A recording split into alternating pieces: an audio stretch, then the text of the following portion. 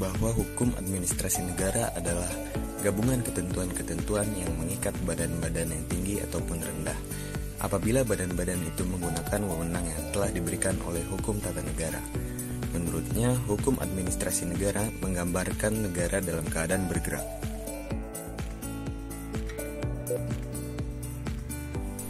Logeman mengetengahkan hukum pemerintahan atau hukum administrasi negara sebagai seperangkat norma-norma yang menguji hukum istimewa, yang diadakan untuk memungkinkan para pejabat melakukan tugas mereka yang khusus.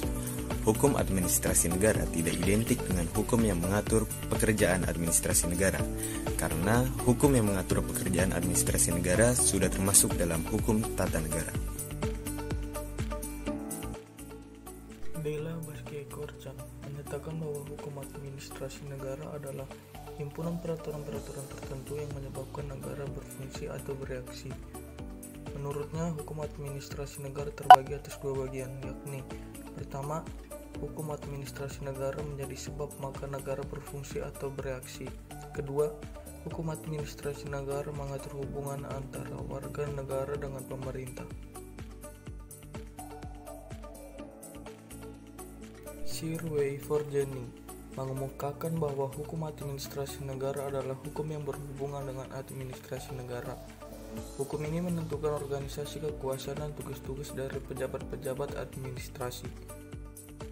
R. Cronenberg, menurutnya hukum administrasi negara adalah meliputi hukum yang mengatur susunan dan wewenang khusus dari alat perlengkapan badan-badan seperti kepegawaian, termasuk mengenai pensiun, peraturan wajib militer, pengaturan mengenai pendidikan atau pengajaran, peraturan mengenai jaminan sosial, peraturan mengenai perumahan, peraturan mengenai perburuan, peraturan jaminan orang miskin, dan sebagainya.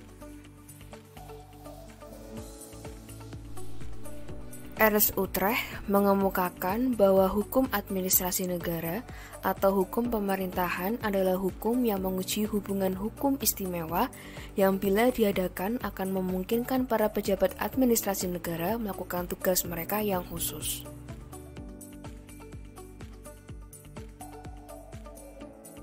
Prajudi Atmosudirjo merumuskan HAN sebagai hukum yang mengenai pemerintah beserta aparatnya yang terpenting yakni administrasi negara.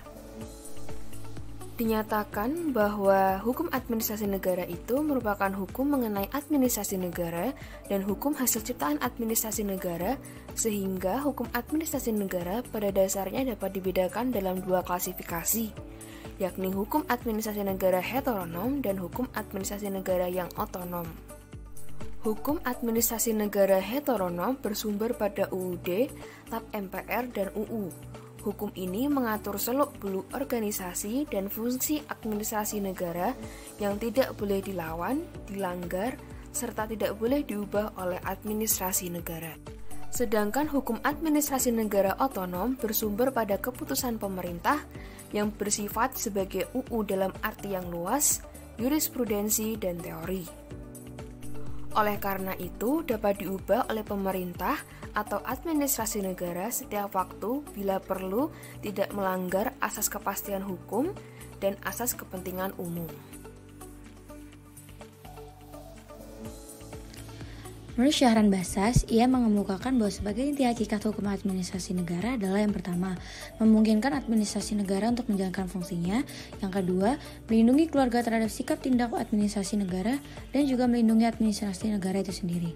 Selanjutnya, dikatakan bahwa melindungi sikap tindak administrasi negara di satu pihak dan warga negara lain di lain pihak, pada dasarnya menciptakan kepastian hukum, yaitu segala sikap tindak administrasi negara harus senantiasa memperhatikan batas-batas, baik batas atas maupun batas bawah.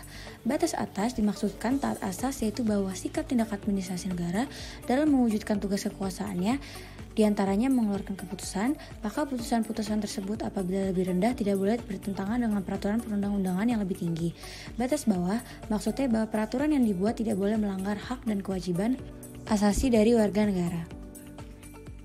Dari pendapat para ahli di atas, dapat disimpulkan bahwa pengertian hukum administrasi negara adalah hukum yang mengatur serta mengikat alat administrasi negara dalam menjalankan wewenangnya selaku alat administrasi negara dan dalam melayani warga negara harus senantiasa memperhatikan kepentingan warga negara.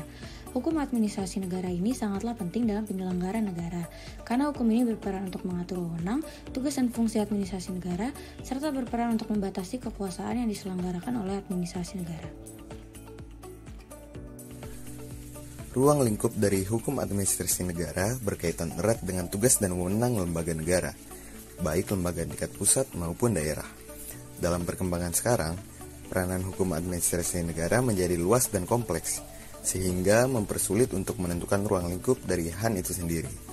Dilihat dari sejarahnya, awalnya tugas negara masih sangatlah sederhana, yaitu hanya sebagai penjaga malam yang tugasnya hanya menjaga keamanan, ketertiban, dan keteraturan masyarakat. Oleh karena itu, negara hanya sekedar penjaga dan pengatur lalu lintas kehidupan masyarakat, supaya tidak terjadi benturan dalam kehidupan masyarakat yang menyangkut kepentingan hak dan kewajiban, kebebasan dan kemerdekaan dan lain sebagainya.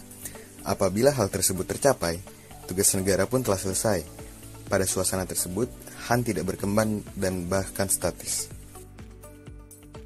Saat ini, keadaan tersebut tidak akan dijumpai di Indonesia ataupun di negara-negara lain. Dalam batasan-batasan tertentu, tidak ada lagi negara yang tidak turut andil dalam kehidupan warga negaranya. Untuk menghindarkan kemungkinan terjadinya hal tersebut, perlu dibentuk hukum yang mengatur pemberian jaminan dan perlindungan bagi warga negara atau masyarakat jika sewaktu-waktu tindakan administrasi negara menimbulkan keraguan pada warga masyarakat dan bagi administrasi negara itu sendiri.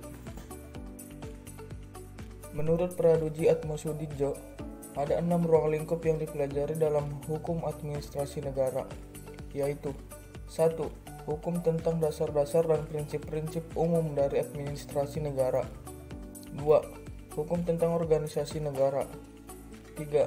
Hukum tentang aktivitas-aktivitas dari administrasi negara, terutama yang bersifat yuridis. 4. Hukum tentang sarana-sarana dari administrasi negara, terutama mengenai kepegawaian negara dan keuangan negara.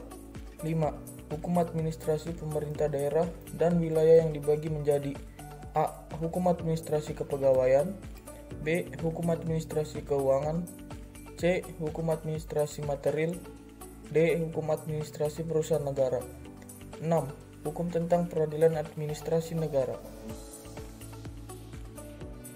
Menurut Kusuma Pudosowojo, ada 4 ruang lingkup atau bidang-bidang pokok dari hukum administrasi negara, yaitu 1. Hukum tata pemerintahan, 2. Hukum tata keuangan termasuk hukum pajak, 3. Hukum hubungan luar negeri, 4. Hukum pertahanan dan keamanan umum. Menurut Walter Burkhardt, ada 3 ruang lingkup atau bidang-bidang pokok bagian dari hukum administrasi negara, yaitu yang pertama ada hukum kepolisian, yaitu yang berisi aturan-aturan hukum yang mengandung norma untuk bertingkah laku, bersifat larangan atau pengingkaran, dan mengadakan pembatasan-pembatasan tertentu terhadap kebebasan seseorang untuk kepentingan keamanan umum. Yang kedua ada hukum perlembagaan, yaitu aturan-aturan hukum yang ditujukan kepada penguasa untuk menyelenggarakan perkembangan rakyat dan pembangunan dalam lapangan kebudayaan, kesenian, ilmu pengetahuan, kerohanian dan kejasmanian, dan lain sebagainya. Dengan semakin luasnya bidang-bidang kebebasan seseorang, maka penguasa wajib mengatur hubungan hukum bagi individu-individu tersebut berdasarkan tugasnya, yaitu menyelenggarakan kepentingan umum. Yang ketiga ada hukum keuangan, yaitu aturan-aturan hukum tentang upaya menyediakan perbekalan guna melaksanakan tugas-tugas penguasa, misalnya aturan tentang pajak, bea dan cukai, peminjaman uang bagi negara, dan lain sebagainya.